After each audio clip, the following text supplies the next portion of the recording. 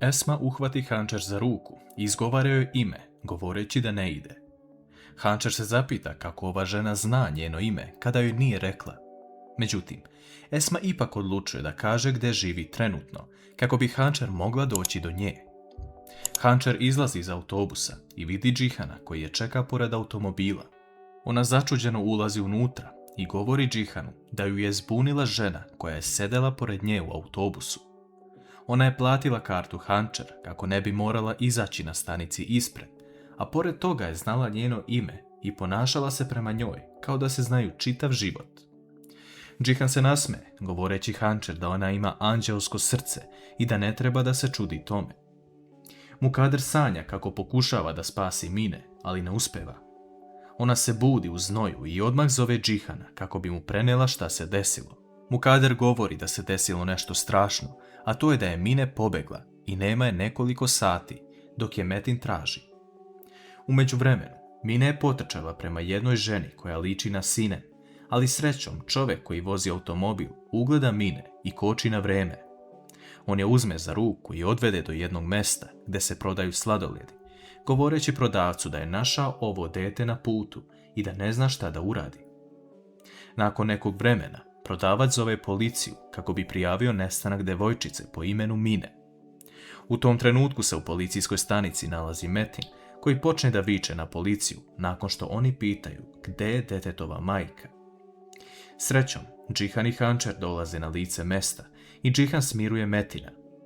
Metin kasnije pogleda Hančer, govoreći da ona i Džihan sigurno misle da je on kriv što se ovo desilo, ali kriva je njena majka koja je napustila Mine i otišla drugim životom. U tom trenutku stiže prijava da je devojčica pronađena i da će uskoro doći ovdje. Dva čovjeka koja su prijavili da je Mine kod njih dolaze, ali ona je pobegla opet. Metin poludi nakon što vidi da njegove ćerke nema, te krene da se sukobi sa jednim čovjekom, ali policija ih razdvaja. Nadamo se da će sa Mine sve biti u redu. Engin ceo dan razmišlja o tome šta da uradi. Ne može izaći sa Džihanom i silom zajedno iz ovog problema, već samo sa jednim od njih dvoje. On se vraća kući i umoran je od cele ove situacije. Sila mu prilazi pitajući da li mu je Džihan nešto loše rekao, ali Engin govori da postoji veći problem, a to je Mine i nestanak. Engin navodi da je to sve saznao od Hilal, jer stari Džihan koji bi ga nazvao za najmanju sitnicu ga sada ne želi pored sebe. Engin odlazi u sobu, a Sila zove nekoga na telefon, govoreći da ima novi adut za svoj plan. Na šta tačno Sila misli? Svi u porodici Deviloglu se skupljaju u dnevni boravak. Gulsum govori da ona nije ništa kriva, već da je Mine sama otišla jer se dete uplašilo. Tenzija između Džihana i Metina je sve veća i veća. Džihan mu u lice govori da je on kriv za sve što se desilo, a Hančer pokušava da smiri Džihana jer vidi da Metin sada ne razmišlja kako treba. U tom trenutku neko zvoni na vrata, a to je Duran, Sinemin stric, pitajući gdje su nestale Sinem i Mine. Duran viče na Metina, govoreći da je on kriv za ovo što se desilo i da nikada neće sumnjati u Sineminu odgovornost, a pogotovo da ona ne bi ostavila dete i nikome se ne javila toliko dugo vremena. Mukader pokušava da smiri Durana, govoreći da je dosta okrivljivanja njenog sina Metina, ali Duran tada ustaje, govoreći Metinu da ga se neće moći rešiti sve dok ne dovede Sinem i Mine žive i zdrave kući. Metin ustaje govoreći mu da bude uporan u tome. Nakon što Duran ode, Metin prilazi Džihan, govoreći mu da ni on ni Hančer nisu stali na njegovu stranu, već samo Mukader. Džihan priznaje da on pozvao Durana da dođe ovdje. Metin tada odlazi, a Mukader govori Džihanu da je trebao podržati svog brata. Džihan ne zna kome da veruje, ali siguran je da bi na Duranovom mestu postupio isto. Vidimo scenu gdje Mine uveče ulazi u jedan kamion sa voćem i povrćem, te zaspi. Dok Mine spava, čovjek čiji je kamion ulazi i kreće negde. Sutradan ujutru, Džihan izlazi napolje i vidi Jigita u dvorištu. On se iznenadi pitajući ga zašto je on ovdje, a Jigit govori da ga je Metin zamolio da mu očisti automobil. Džihan vidi da Jigit iznosi kramp, te kreće ka gepeku i vidi da je sve prljavo od zemlje i cementa. Džihan se seti da je video svog brata sa prljavim pantalonama i ključ koji je uzeo u ruke je imao mrlju od cementa. Da li će Džihan shvatiti da se ovdje nešto čudno dešava?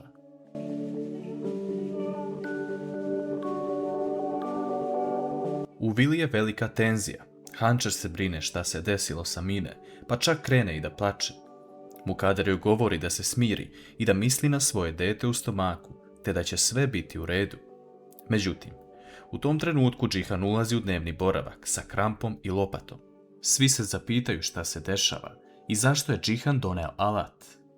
Tada se u dnevnom boravku pojavljuje i Metin, kojeg Džihan pita da im objasni šta ovaj alat traži u njegovom automobilu i da prizna šta je uradio sinem.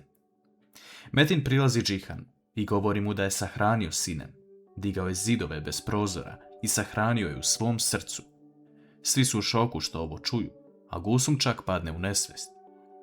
Metin se kasnije nasmeje, pitajući zar su mogli da poveruju svaku njegovu reč.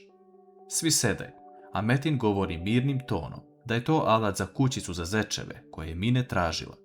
Džihan i Hančer se sete razgovora sa Mine i znaju da je ona tražila tu kućicu. Džihan krene da se izvini bratu, ali Metin ustaje i odlazi. Niko nije siguran u ovo, sem Gulsum, koja je lično čula od Metina stvari koji su je uplašile i zbog kojih ne može mirno da spava. Mukader odlazi u svoju sobu i gleda kroz prozor Metina, koji stoji pored bazena. Ona razmišlja kako je ona kriva za ponašanje njenog sina, jer je htjela da ga spasi, ali je samo napravila goru situaciju. Metin razmišlja o tome kako će svi dočekati svoj red. Nakon sinem će to biti Mukader, pa onda Hančer i na kraju Džihan. Sila odlazi da se nađe sa Beren i govori joj da je sada najbolji trenutak da naprave korak, jer je Mine nestala i svi u porodici Deviloglu su ranjivi. Ona govori Beren da je spremna na sve, pa čak i ako traže DNK test, ali samo što moraju požuriti. Engin odlučuje da ode kod Džihana u kancelariju, kako bi mu ispričao šta se sve desilo. Džihan ne prihvata najbolje Enginovu pojavu u kancelariji, ali ipak mu dopušta da uđe. Engin govori da je razgovarao sa Silinom majkom i da je proverio dosije detaljno, te da je ona sigurno kriva za gubitak života njegovog oca. Džihanu nije drago što to čuje, jer Engin još uvijek nije shvatio komu je žena i šta zapravo želi. Engin dodaje da Silina majka nema ništa sa nasljeđem Deviloglu, pa čak želi da Sila prestane sa tim. Hilal dolazi i govori Džihanu da je advokatica Beren došla i želi da popriča sa njim. Engin također ostaje u kancelariji, a Beren govori da je došla zbog Sile. Sila je čula da porodica Deviloglu ima probleme u kući, te da bi bilo najbolje da sklope dogovor bez suda. Džihan to ne želi, jer misli da je Sila oportunista, zato što želi da dođe do nečega preko tuđe nesreće. Beren govori da će se onda vidjeti na sudu. Engin govori Džihanu da nije znao za ovo i žao mu je što je Sila to uradila, a Džihan mu odgovara da Engin ide iz kancelarije, jer osoba koja ima nešto sa Silom nije poželjna pored njega. Čovjek koji je vozio kamion je srećom video Mine u prikolici. On se lepo ophodi prema njoj i nekako uspeva da je nagovori da se vrati svojoj kući, jer se možda njena mama vratila i čeka je. Taj čovjek odmah odlazi u policijsku stanicu i dovodi Mine, a Hančer prenosi lepe vesti Džihanu, koji odmah kreće u policijsku stanicu. Metin dolazi prvi i zahvaljuje se čovjeku koji je doveo Mine i također policajcu koji ih je obavestio. Džihan također dolazi i njih troje se vraćaju u vilu. Po dolasku u vilu, svi su srećni što vide Mine da je sve u redu. Ona govori da je otišla da traži svoju majku i da će se truditi da je pronađe. Mine doda i to da je Metin traži od nje da ide od kuće u internat. Metin se tada zamisli na trenutak i govori Mine da je neće poslati u internat, jer ne može da se navikne na njeno odsustvo. Ona je srećna zbog toga, a Metin joj tada priređuje iznenađenje. Njih dvoje odlaze napolje i kreću da prave kućicu za zečeve sa alatom koji je Džihan pronašao u automobilu. Hančer i Džihan to gledaju sa osmehom, ali da li će neko uspjeti da pronađe sine?